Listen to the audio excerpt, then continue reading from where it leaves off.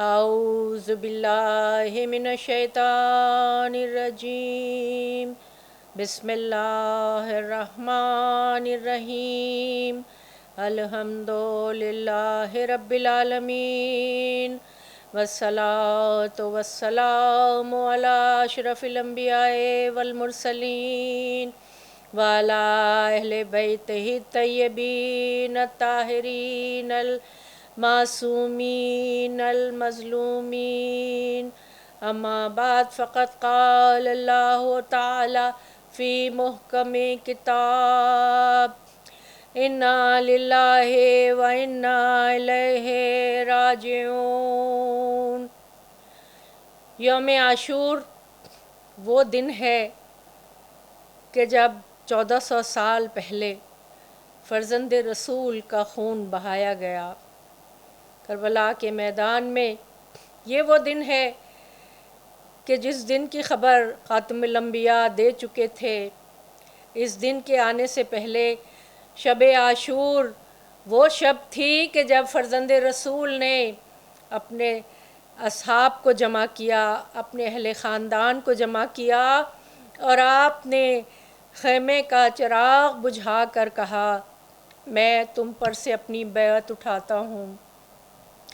ہم آپ کو سب کو پتہ ہے کہ کل جنگ ہوگی۔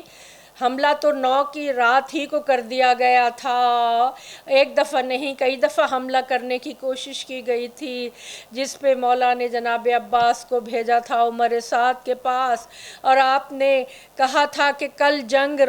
دن کی روشنی میں کرنا، ہمیں ایک رات کی مہلت دے دو کہ تمہیں پتہ ہے کہ ہمیں عبادت الہی کا کتنا شوق ہے۔ کہتے ہیں کہ ایک رات کی مہلت دی، ایک رات کی مہلت لی، خود عبادت کرنے کے لیے لی، اور کچھ لوگوں کو ہدایت کی راہ پہ آنے کے لیے ایک رات کی مہلت دی۔ اور جب چراغ جلایا تو دیکھا کہ اصحاب جانثار اصحاب اپنی جگہ موجود تھے، حالانکہ مولا نے فرما دیا تھا میں نے اپنی بیعت تم پر سے اٹھائی، اب تم آزاد ہو، تمہاری جنت کا میں ضامن ہوں، تمہاری نجات کا میں ضامن ہوں، لیکن اپنی جان بچا کر چلے جاؤ اور میرے گھر والوں میں سے بھی کسی کا ہاتھ ایک کا ہاتھ پکڑ کے لے جاؤ۔ مگر کوئی نہ گیا، سب جو تھے وہ جان نثار تھے۔ یہاں تک کہ جب صبح ہوئی ہے تو امام نے اپنے فرزند کو اذان دینے کے لیے حکم دیا، اور جو مؤذن حجاج بن مسروق جو ہمیشہ اذان دیا کرتے تھے، امام نے کہا نہیں علی اکبر تم اذان دو۔ کیا مصلحت تھی اس کے پیچھے؟ یہ مصلحت تھی کہ لہجہ رسول، چہرہ رسول، انداز رسول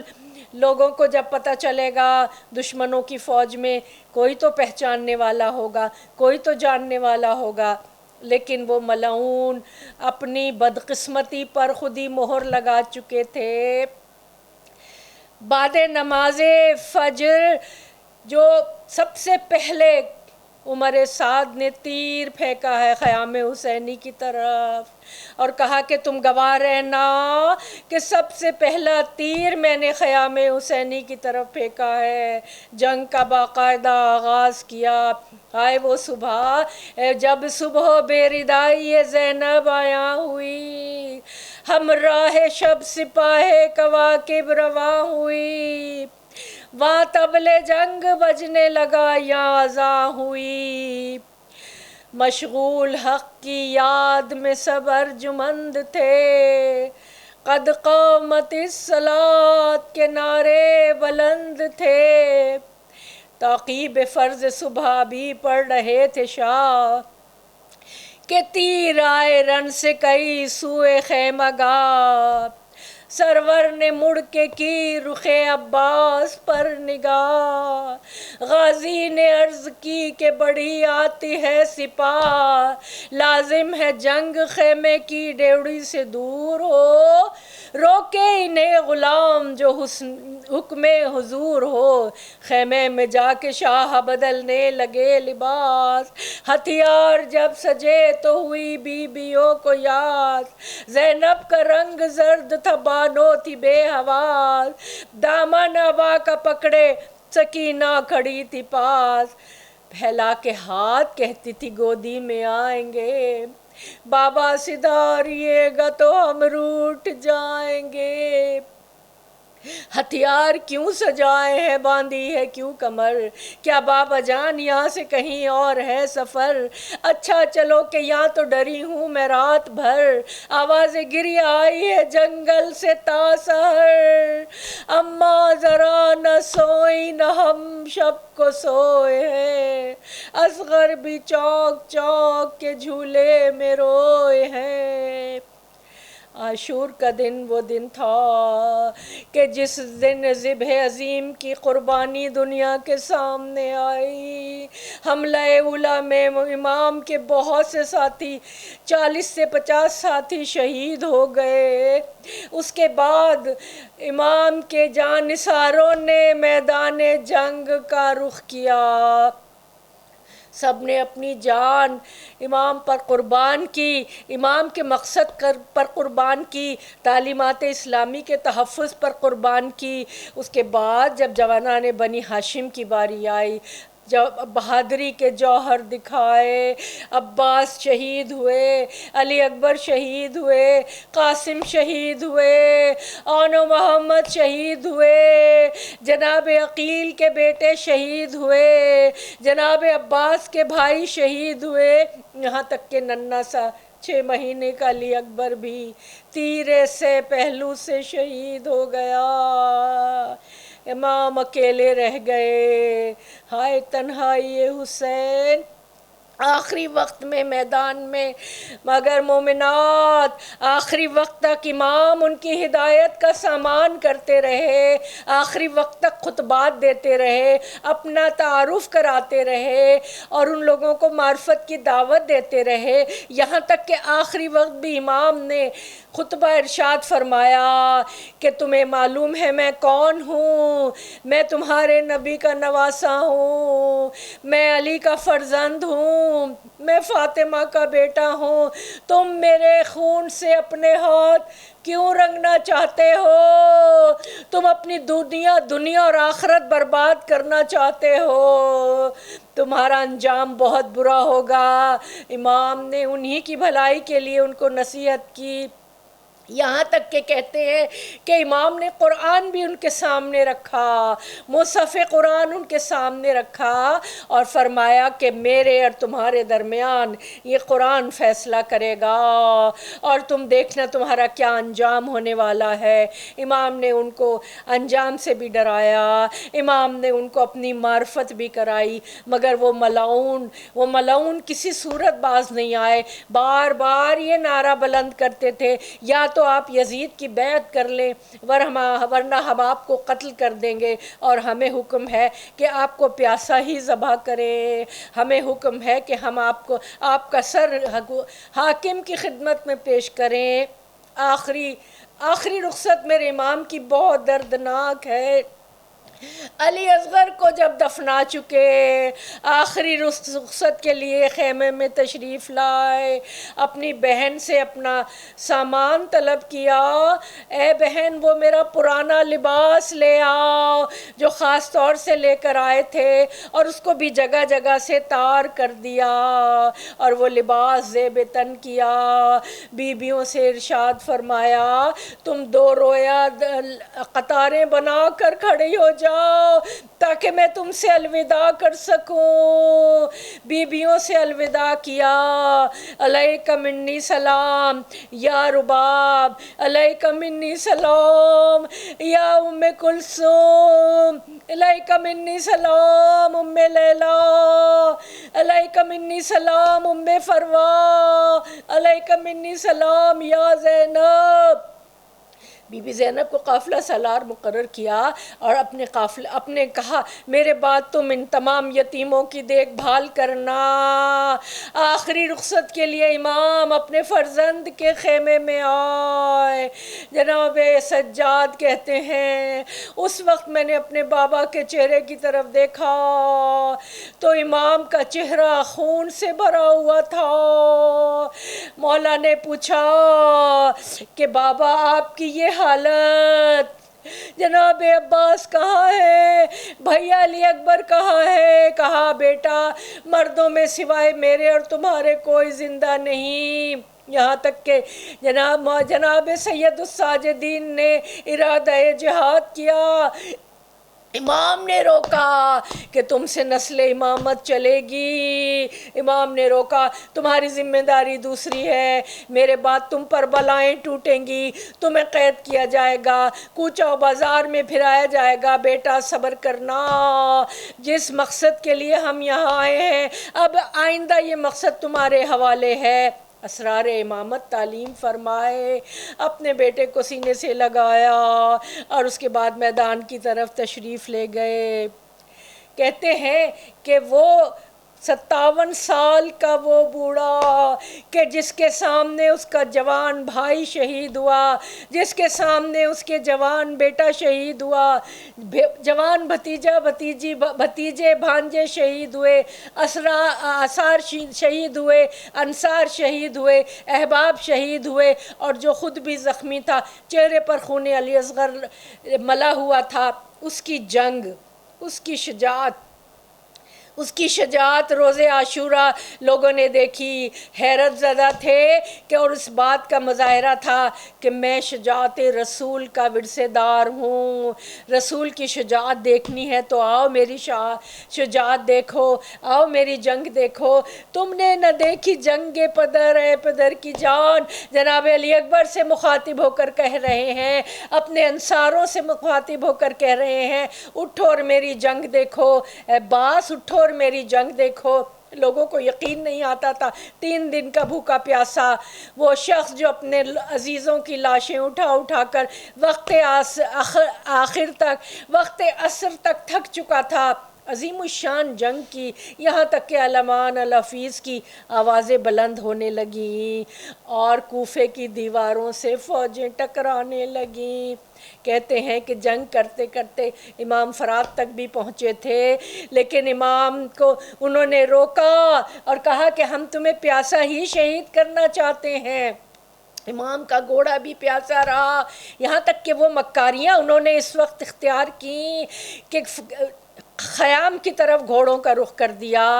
تاکہ امام کا دھیان خیام کی طرف ہو جائے اور وہ ان پر حملہ کر سکیں۔ امام نے حملہ کیا اور یہ بتایا، یہ مت سمجھنا کہ میں کوئی خود سپردگی کے عالم میں ہوں، یہ مت سمجھنا کہ میں کمزور ہو گیا ہوں، یہ مت سمجھنا کہ میں تم سے ڈر گیا ہوں، یہ مت سمجھنا کہ میں تمہاری کثرت سے مغلوب ہو گیا ہوں۔ امام نے وہ شجاعت دکھائی، وہ بہادری دکھائی کہ آخری وقت میں علمان اور الحفیظ وہاں کے سپاہی، فوج یزید کے سپاہی کہتے ہیں کہ ہم نے ایسا کبھی نہیں دیکھا کہ ایک شخص جو صبح سے بھوکا پیاسا، 3 دن کا بھوکا پیاسا ہو، صبح سے شہیدوں کے لاشیں اٹھا رہا ہو، وہ اتنی بہادری سے جنگ کرے گا۔ یہاں تک کہ جب عمر سعد نے یہ دیکھا کہ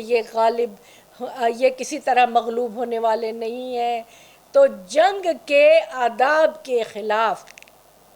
عمر سعد نے اپنی فوج کو یہ حکم دیا کہ تم سب مل کر حسین پر حملہ کرو، سب مل کر حملہ کرو۔ تیر اندازوں کو حکم دیا کہ تیروں کی بارش کر دو، جس کے ہاتھ میں پتھر تھے اس کو کہا پتھر مارو، فرزند رسول کا پورا جسم زخمی ہو گیا۔ امام بہت شجاعت سے لڑ رہے تھے مگر سینکڑوں زخم امام کے جسم پر تھے اور تیروں کی بارش جو ہو چکی تھی، ان تیروں کی وجہ سے امام کا جسم ایسا تھا کہ جیسے پرندہ ہو جس کے پر نکلے ہوئے ہوں۔ یہاں تک کہ امام کے سینے پر ایک زہر آلود تیر لگا جو بہت بہت بھاری تھا۔ حرملہ کے ترکش میں جو 3 تیر تھے، ایک جناب علی اصغر کی گردن پہ مارا تھا، ایک جناب عباس کی مشق پہ مارا تھا اور ایک مولا حسین کے مارا تھا۔ وہ تیر اتنا بڑا تھا کہ امام گھوڑے پر ڈگمگانے لگے اور گھوڑے کی گردن میں باہیں ڈال دیں، ایس پہ وفادار قتل گاہ کی طرف لے جا۔ گھوڑے نے امام کو قتل گاہ کی طرف لے جانا شروع کیا۔ ایک نشیب میں جا کر آرام سے گھوڑے نے اپنے گھٹنے ٹیک کر امام کو زمین تک پہنچایا۔ امام کا جسد اطہر زمین پر نہیں تھا اور نہ زین پر تھا، اتنے تیر پیوست تھے کہ امام کا جسد اطہر تیروں پر تھا، یہاں تک کہ تیر اپنی جگہ چھوڑ کر اوپر آ گئے اور امام کا جسد اطہر زمین کربلا کی آغوش میں چلا گیا۔ شجاعت حسین کا یہ حال تھا کہ اتنے زخمی حالانکہ ہو چکے تھے، کسی کی مجال نہیں تھی کہ آگے بڑھ کے سر کو قلم کرتا، دائرہ بنا کر دور کھڑے ہوئے تھے اور اس انتظار میں تھے، یہاں تک کہ ملعونوں نے خیام کی طرف رخ کرنا شروع کیا، جس پہ امام نے آواز دے کر کہا تمہاری غیرت کو کیا ہو گیا ہے، ابھی میں زندہ ہوں، ابھی تم میرے خیام کی طرف رخ نہیں کر سکتے، یہاں تک کہ وہ شرمندہ ہوئے اور رک گئے۔ امام کافی دیر تک زمین پر رہے، یہاں تک کہ امام نے ان سے کہا کہ مجھے نماز پڑھنے دو۔ امام نے آخری سجدے میں اپنا سر رکھا کہ شمر ملعون آگے بڑھا اپنا خنجر لے کر اور سینہ اطہر پر سوار ہوا۔ امام نے کہا تو اپنے چہرے سے پردہ ہٹا، میں دیکھتا ہوں کہ تو کون ہے، تو کیسی شکل کا ہے، کیونکہ میرے نانا نے مجھے خبر دے دی تھی کہ جو شخص تجھے شہید کرے گا اس کے چہرے پر برس کے داغ ہوں گے اور اس کی شکل کتے جیسی ہوگی۔ شمر نے جب اپنے چہرے سے پردہ ہٹایا تو مولا نے فرمایا میرے نانا نے بالکل سچ کہا تھا۔ یہ سن کر شمر کو اور غصہ آیا اور اس نے پے در پے ضربے لگا کر پشت کمر سے، پشت گردن سے سیدہ کے لال کو شہید کر دیا۔ ہائے سیدہ کا لال ماں کی آغوش میں شہید ہوا۔ شمر کہتا ہے جب میں خنجر چلاتا تھا کسی بی بی کا ہاتھ سامنے آ جاتا تھا، شمر تو ناحق قتل کرتا ہے نازوں کے پالے کو، اے شمر یہ بے گناہ ہے، یہ پیاسا ہے، اس کو پانی تو پلا دے تھوڑا سا۔ نہیں، وہ ملعون اس بات پر مصر تھے کہ ان کو پیاسا ہی ذبح کیا جائے گا۔ یہاں تک کہ کربلا کے میدان میں آندھیاں چلنے لگیں، قد قتل الحسین بکربلا، قد ذبح الحسین بکربلا، آوازیں گونجنے لگیں، سیاہ آندھیاں چلنے لگیں، آسمان سے خون برسنے لگا، شہزادی زینب بے قرار پھر رہی ہیں۔ تلہ زینبیہ کی آپ نے زیارت کی ہوگی، ہر شہزادی تلہ زینبیہ پہ کھڑے ہو کر آواز دے رہی تھی اے شمر میں بھیک مانگتی ہوں مجھے دے حسین کو۔ بی بی نے اپنی آنکھوں کے سامنے حسین کو ذبح ہوتے ہوئے دیکھا، یہاں تک کہ شہزادی غش کر گئی اور بے قراری کے عالم میں امام سجاد کے خیمے میں آئی۔ بیٹا دیکھو تو صحیح تمہارا بابا نظر نہیں آتا، بابا نشیب میں ہے۔ ذوالجناح نے اپنی پیشانی کو خون امام میں تر کر کے خیام کی طرف رخ کیا، یہاں جا کے بیویوں کو خبر دی کہ حسین شہید ہو گئے ہیں۔ جناب سجاد نے کہا پھوپھی اماں خیمے کا پردہ ہٹائیے۔ خیمے کا پردہ جب ہٹایا کہا السلام علیکہ یا ابا عبداللہ، السلام علیکہ یا ابن رسول اللہ۔ وہ دیکھیے پھوپھی اماں میرے بابا کا سر نوکے نیزے پر ہے۔ خیام حسینی میں آگ لگا دی بعد شہادت حسین، بہت ظلم و ستم روا رکھا گیا۔ بی بی سکینہ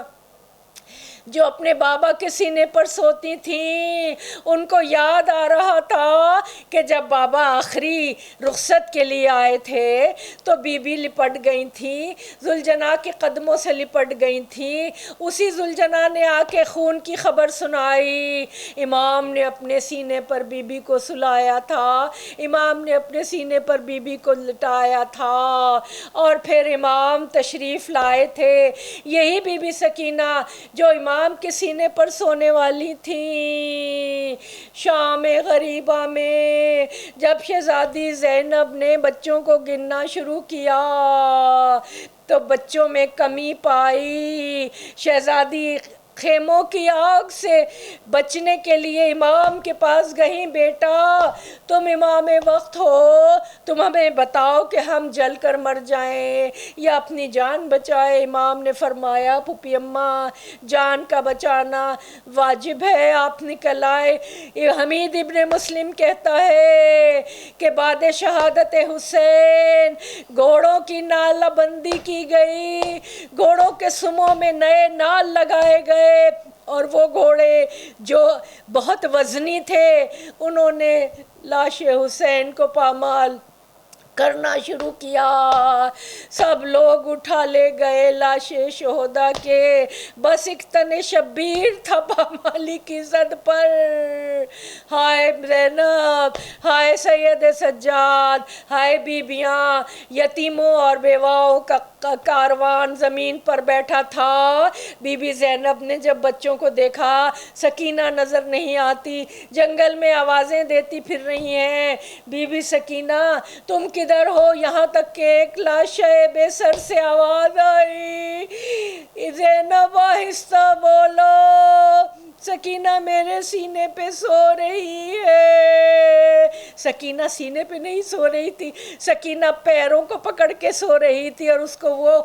باپ کا سینہ یاد آ رہا تھا. بی بی آگے بڑھی اور اٹھایا. بیٹی سیدانیہ گھر سے باہر نہیں نکلتی، تم نے اس لاش بے سر کو کیسے پہچانا؟ کہا پھوپھی اماں میں بابا بابا پکارتی آ رہی تھی کہ اس لاش بے سر سے آواز آئی، الیہ الیہ سکینہ. بی بی نے بچی کو گود میں اٹھایا، اپنی گودی میں لیا، رات کو پہرا دیا، تلایا کیا، جبکہ میرے مولا جناب سید سجاد سرزمین کربلا پر ساری رات سجدے میں پڑے رہے. الا لعنت اللہ علی القوم الظالمین وسیعلمون الذین ظلموا ای منقلب ینقلبون. الا لعنت اللہ علی القوم الظالمین. اللہم لعن قتلۃ الحسین واصحابہ، اللہم لعن قتلۃ الحسین واصحابہ، اللہم لعن قتلۃ الحسین واصحابہ.